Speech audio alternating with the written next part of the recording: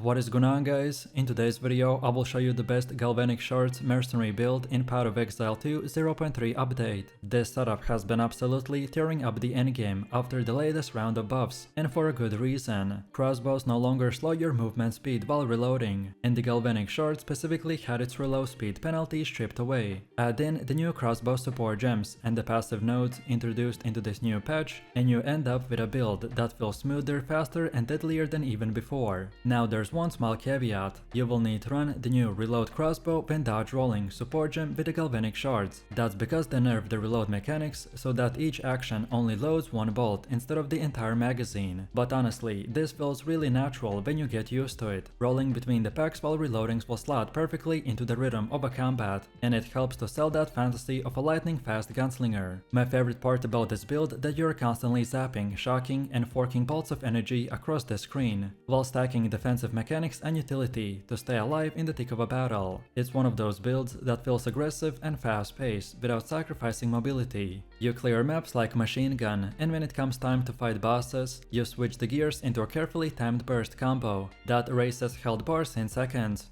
And remember, if you want to check this build, look up the best items, the skill trees and power of building, then check my link in the description. And before we continue, thanks to U4GM. They are a pro website that provides POE2 services like cheap currency, then even to trade all types of quality items and gems and much more. They have also more than 20,000 positive comments on Trustpilot, and this website is really worth a try. So make sure to use my discount code KAID for extra 6% off.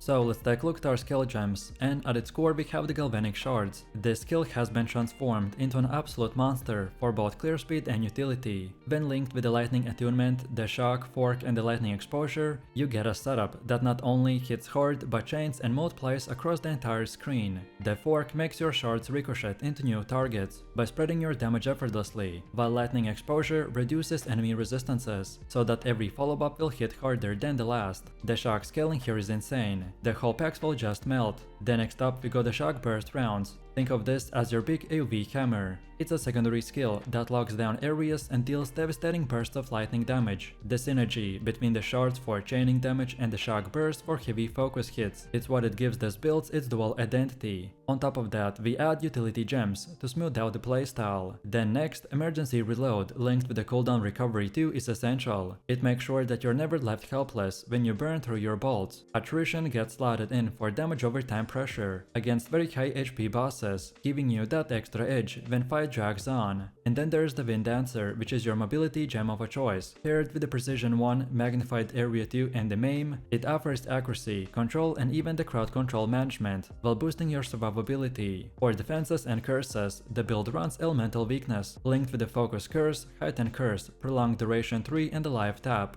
This absolutely destroys enemy resistances, and makes your lightning punch above its weight. Then on top of it, we add the Sorcery Ward and the Ghost Dance, and suddenly you've got a defensive layer that feels natural without getting in the way of your aggression. Energy shield recovery, evasion bonuses and the curses will turn the bosses into a glass cannon, and this is the perfect setup for this build. Then next up we have the passive tree, and for this build it's crafted to really squeeze out every ounce of power from the Witchhunter's archetype. We will want to start right here in this section, where you immediately pick up the nodes that boost attack speed, accuracy and dexterity. These will give you that early punch that you need to get Galvanic Shards online without feeling sluggish. From there we expand into both the Witch and the Ranger zones by cherry picking the best crit, energy shield and the elemental penetration nodes. One of the defining features of this tree is how heavily it leans into the critical strike multipliers. So when we combine this with the Galvanic Shards natural shock scaling, the crit nodes will amplify your burst into devastating nukes that delete rares and bosses instantly. But this is not all about offense, we also build it for energy shield scaling. This acts as your safety net in a place of a traditional life pool. With the right keystones and the gear, this creates a hybrid sustain system, where you can absorb hits while recharging quickly through the Ghost Dance and the Sorcery Ward. It's a defensive engine that pairs perfectly with your evasive playstyle. On the defensive side, the lightning penetration nodes are a must-have. These make sure that your bolts slice through the boss resistances and stay active all the way through the endgame.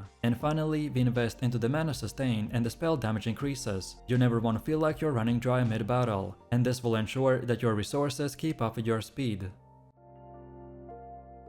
Then now let's take a look at the Ascendancy. and this Witchhunter path will take the build to a whole new level. First up we have the Zealous Inquisition, which cranks up your shock damage and makes the Galvanic Shards feel instantly powerful. Second, we wanna grab Obsessive Rituals, which layers more multipliers on your elemental scaling and boosts consistency. Then third comes the Ceremonial Ablution, giving you the sustain and resilience needed for the endgame fights. And finally, the Pitiless Killer is the cherry on top. This Ascendancy node transforms into a crit focus monster, which is perfect for unleashing deadly bursts of lightning damage. If you combine all of these Ascendancies together, then they will supercharge both your offense and defense, while keeping your playstyle smooth and aggressive. Then now let's go over to the Atlas tree. You want mechanics that guarantee value, while also keeping fights intense. The central section will connect into notables for the essences, chunk boxes, harvest, and delirium. On the left you want to pick up harvest and essence for the reliable crafting and consistent encounters. Then on the right you expand into chunk boxes and the legion, which cranks up your monster count and the loot explosions. And then at the top take the bossing nodes. So things like the Maven Invitation, the Conqueror's Influence, and the Elder Spawns will make sure that you're always progressing through the pinnacle fights. The important part here is not to spread too thin. This Atlas tree is built around key synergies, so Essence plus the chunk boxes will guarantee value every map, while Harvest opens up your crafting that fuels your gear upgrades. Then Delirium adds density and the currency jobs, and the boss nodes keep the endgame farm loop intact. So in practice, this setup gives you a steady stream of income, consistent opportunities to upgrade your gear, and access to the most lucrative content in the game, without being overly RNG dependent. Then next up we have gear, which is where this build really comes to life. First and foremost, you want to cap the resistances at 75%. Fire, cold, and the lightning resistances all needs to be maxed. Without that, you will be dead on arrival. From there, you want to put your currency into the best crossbow that you can get. This is where the bulk of your power comes from. So ideally, you want prefixes like the physical plus the accuracy, or even flat lightning damage. And then for suffixes you want to chase, plus levels to projectile skills and attack speed. A stout crossbow is your baseline, but don't hesitate to invest bigger here, as weapon quality makes or breaks the build. Then the rest of your gear slots are about stacking defenses and filling in the damage. You want the Soaring Mask helmet and the Rambler's jacket chest for the energy shield and evasion. Then the Warp gloves with the flat damage and resistances. Then the Charmed Shoes boots for mobility, and Rawhide belt for sustain.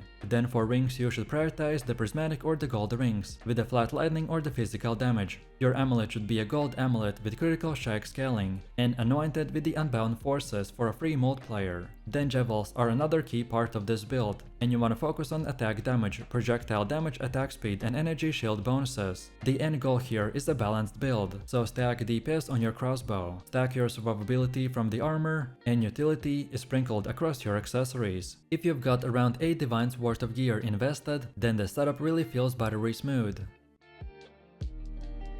And now finally, let's see how to actually play this build. For clearing, the Galvanic Shards is your bread and butter, so here's the trick: you should tap Fire it rather than just holding down the key. This will cancel out the usual movement penalty while still giving you near 100% attack speed, so you're basically striding through the maps at a full speed, while unleashing a constant storm of lightning shards. And then for single target fights, you want to use the Shock Burst, but you must make sure that the target is the Shock Fire first. Apply Voltaic Mark and Connectivity on the bosses or tanky rares, and then just spam your Shock Burst for devastating bursts, and then just spam Shock Burst and destroy enemies. With the Ascendancy bonuses and the critical multipliers, you will be deleting endgame bosses in seconds, and that's really the loop: shards for clearing, Shock Burst for the bosses, and curses for even more buffs. However, if you ever feel stuck on damage, then the solution is almost always a better weapon, so look for plus 500 DPS with physical or the lightning only, and not cold or fire. Rings and gloves with the flat lightning or the physical damage are also easy upgrade,